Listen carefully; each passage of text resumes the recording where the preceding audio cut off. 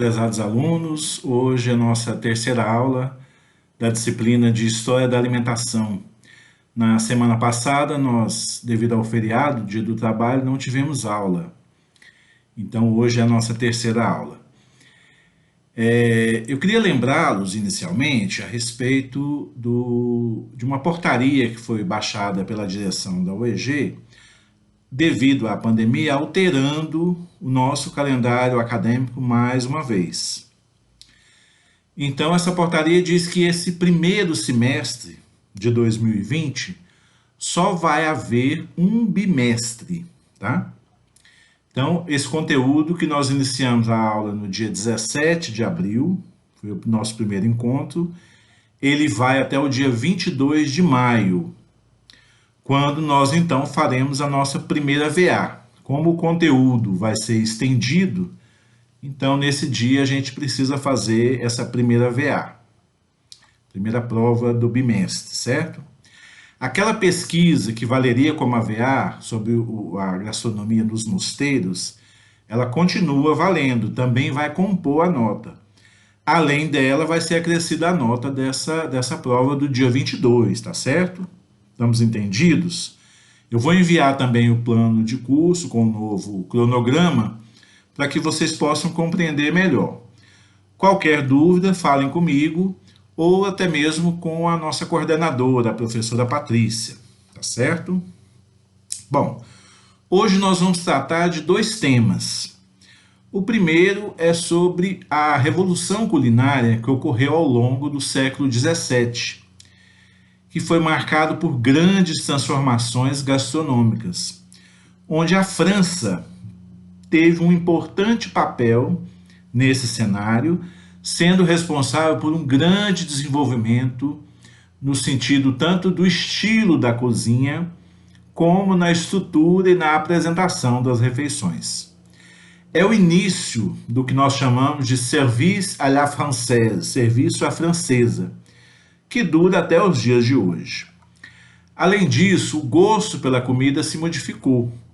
O consumo dos passos exóticos, daquelas caças, ele passa a dar lugar à introdução, por exemplo, das galinhas, dos patos, dos marrecos. As carnes mais preferidas passam a ser o leitão, a carne de boi, a vitela, o carneiro.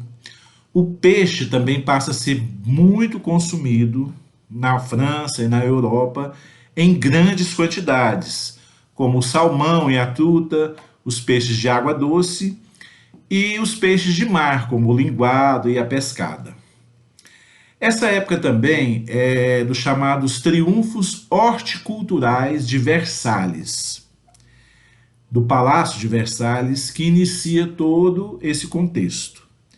Ocorreu, com a construção do Palácio de Versalhes, uma enorme multiplicação nas variedades de frutas e vegetais que passam a ser cultivados nos imensos jardins do palácio.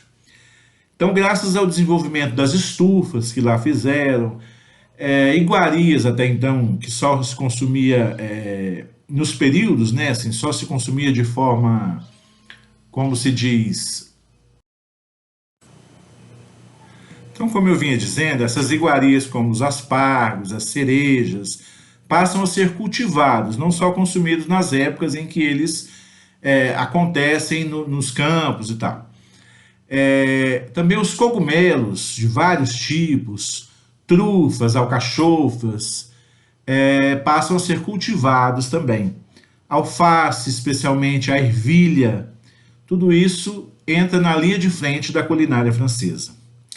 Surgem também as saladas, que passam a ser muito populares, servidas simplesmente com molho vinagrete e algumas ervas aromáticas. Já o consumo do vinho e da champanhe, eles decolam nessa época, principalmente a champanhe e o vinho da origem da Borgonha. Eles eram os preferidos das classes aristocráticas da França. Para vocês terem uma ideia, só em um ano o Palácio de Versalhes consumia cerca de 8.000 garrafas de champanhe e vinho nos banquetes, nas festas que eram dadas ali, certo? A gente pode também acrescentar a esse período a introdução de três novidades, que é o chocolate, o chá e o café. O chocolate e o café chegam à Europa através dos espanhóis, e especificamente na França, com o casamento do rei Luís XIV com uma princesa espanhola, que trouxe para a França o consumo do chocolate. E na França eles passam a acrescentar o açúcar. E daí então essa bebida se populariza, se difunde para toda a Europa.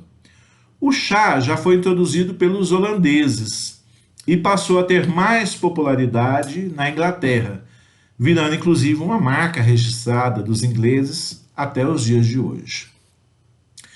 A culinária ela passa a ter um papel importante também porque é o início dos livros de culinária que passaram a ser difundidos.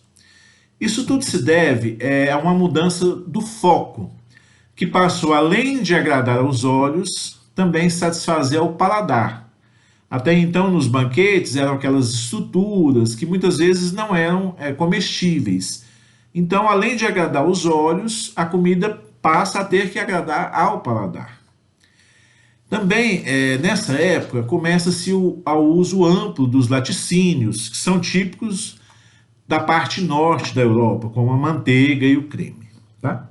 Então, como eu disse inicialmente, a época de Versalhes, tudo isso se deve muito ao rei Luís XIV, que construiu esse palácio e mudou toda uma concepção do mundo, introduzindo a alta gastronomia, os grandes bailes, também as boas maneiras à mesa e a etiqueta. Tudo isso nasceu no Palácio de Versalhes. É interessante, quem tiver Netflix pode assistir a série Versalhes, que mostra toda essa trajetória, é bem interessante. Sobre esse assunto que eu acabei de falar, dessa revolução do século XVII, eu vou disponibilizar um texto que fala mais profundamente sobre todo esse período de grandes mudanças. O segundo assunto de hoje, nós vamos tratar das especiarias. A gente não pode falar de história da alimentação sem abordar o surgimento do comércio das especiarias, que difundiu para todo o mundo aquilo que então era consumido somente no Oriente e principalmente como remédio ou para disfarçar o cheiro de putrefação das carnes, dos alimentos em geral, uma vez que não tinha a conservação. Então eu vou trazer para vocês um material bem complexo que fala do surgimento da rota das especiarias, que passa a ser difundido por todo o mundo. Esse texto fala também das especiarias exóticas, como a pimenta do reino, a canela, a noz moscada, e além de muitas outras. E traz também o que é chamado de especiaria nativa, que é o caso do açafrão, é o pistilo, aquele que é utilizado na Espanha, nas paellas. Não é o que a gente conhece aqui, principalmente em Goiás, como açafrão, que aqui lá é o cúrcuma, né? Que também é uma especiaria. Além desse açafrão espanhol, a gente fala sobre o cominho, sobre o anis e sobre o alho. Tá? Eu peço que vocês leiam com atenção esses dois textos e em seguida desenvolvam as duas atividades que vão ser propostas para a aula de hoje. Essas atividades vão seguir num outro arquivo, tá certo?